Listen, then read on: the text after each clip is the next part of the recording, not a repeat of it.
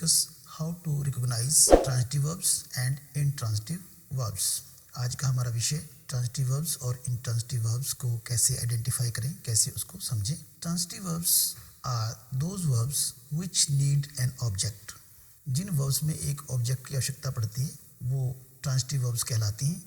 I bought a car. यहाँ देखिए bot जो शब्द है बाय से बना है. बॉट ट्रांजिटिव वर्ब है because it has an object, a car. You buy something. What did you buy? A car. You cannot just say I bought. It is incorrect. It is incomplete sentence.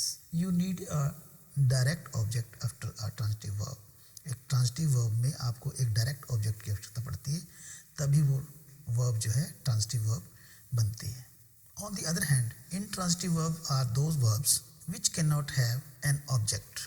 The baby smiled. Smiled verb जो है वो intransitive verb है क्योंकि यहाँ पे आप देख रहे हैं कोई ऑब्जेक्ट इसके साथ नहीं लगा हुआ. बेबी खुद ही स्माइल कर रहा है, इसमें कोई ऑब्जेक्ट पे उसका स्माइल का इफेक्ट नहीं जा रहा है, तो हम इसको इंट्रांजिटिव वर्ब कहते हैं. You can not have an object after an intransitive verb. In case smile, you can not smile something. Another example is we waited but nobody came. Waited यहाँ इंट्रांजिटिव है. दूसरी वर्ब है केम, ये भी intransitive है because यहाँ पे कोई ऑब्जेक्ट इसके साथ नहीं लगा हुआ है. Let us see transitive verbs in detail. A transitive verb is one that is used with an object that is affected by the action of the verb. अब एक ट्रांजिटिव वर्ब में एक ऑब्जेक्ट होना बहुत ज़रूरी है. जब तक किसी वर्ब के साथ वो एन ऑब्जेक्ट नहीं लगा होगा, ऑब्जेक्ट नहीं होगा, तब तक उसको हम ट्रांजिटिव वर्ब नहीं कह सकते. फॉर एग्जाम्पल देखिए, I kicked the football. I kicked the football. यहाँ जो वर्ब है ट्रांजिटिव वर्ब है वो किक्ड है और ऑब्जेक्ट जो है वो द फुटबॉल है. अब यहाँ मेरी किक से फुटबॉल के ऊपर एक्शन जा रहा है, यानी कि ऑब्जेक्ट के ऊपर वो एक्शन उसको ऑब्जेक्ट को अफेक्ट कर रहा है. My action of kicking affects the football. It changes its direction और इट्स मूवमेंट. जब किसी वर्ब का एक्शन किसी ऑब्जेक्ट पे अफेक्ट कर रहा है तो वो ट्रांजिटिव वर्ब कहलाती है. For example, I admire your करेज. यहाँ ट्रांजिटिव वर्ब है एडमायर और ऑब्जेक्ट है your courage. Second sentence, I couldn't face him today.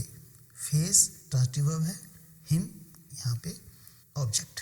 She loves animals. Loves transitive verb है और एनिमल्स जो है यहाँ पे ऑब्जेक्ट का काम कर रहे हैं. Now let us C intransitive verbs. Intransitive verbs means the verbs cannot have a direct object after them. उनके पीछे उनके साथ कोई डायरेक्ट ऑब्जेक्ट नहीं लगा होता है, इसलिए उनको intransitive verbs कहते हैं. The subject is doing the action of the verb and nothing receives the action. An intransitive verb does not pass the action to an object. Intransitive verb में जो एक्शन होगा वो आगे ऑब्जेक्ट के ऊपर affect नहीं करेगा. For example, he arrived. यहाँ देखिए आप, इंट्रांजिटिव वर्ब अराइव्ड है, इसके बाद कोई ऑब्जेक्ट नहीं लगा हुआ है. The baby smiled.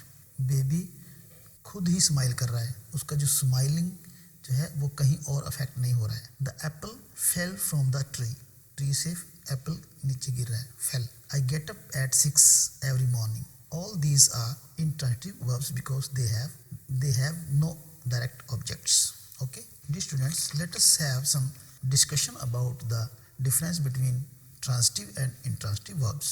Some verbs can be transitive in one sentence and intransitive in another. For example, I stopped the car.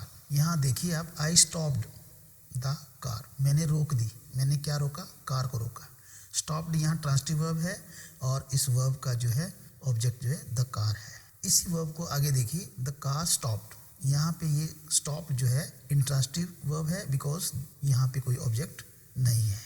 Sometimes the meaning of the verb changes depending on whether that verb is transitive और intransitive, especially with the phrasal verbs. अब phrasal verbs में देखिए, for example, he runs a small grocery store. यहाँ transitive verb है, run जो है वो manage के लिए प्रयोग किया गया है. सेकंड एग्जांपल देखिए, he runs along the beach every morning.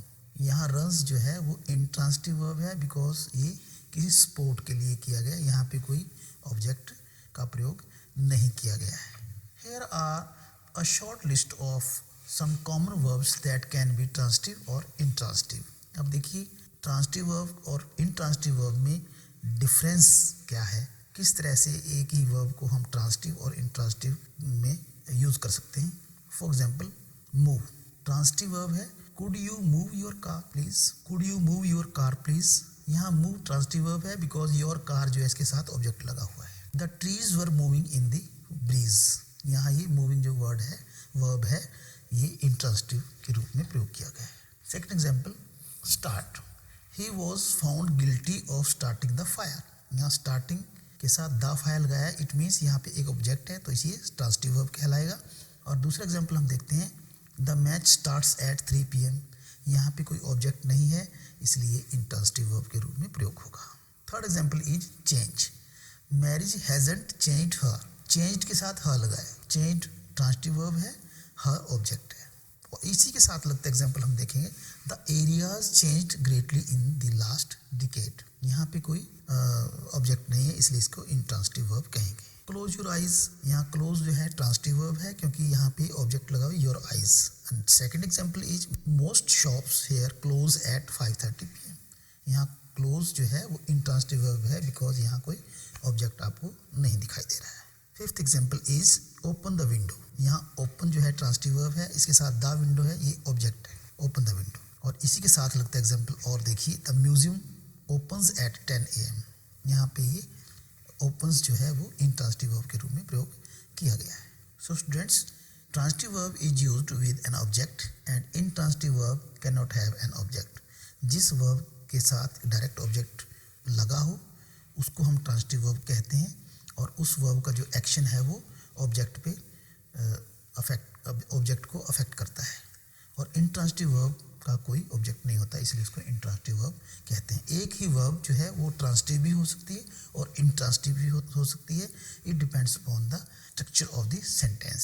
So students, this is all about transitive and intransitive verbs and I hope you have enjoyed the video. Happy learning. Thank you very much.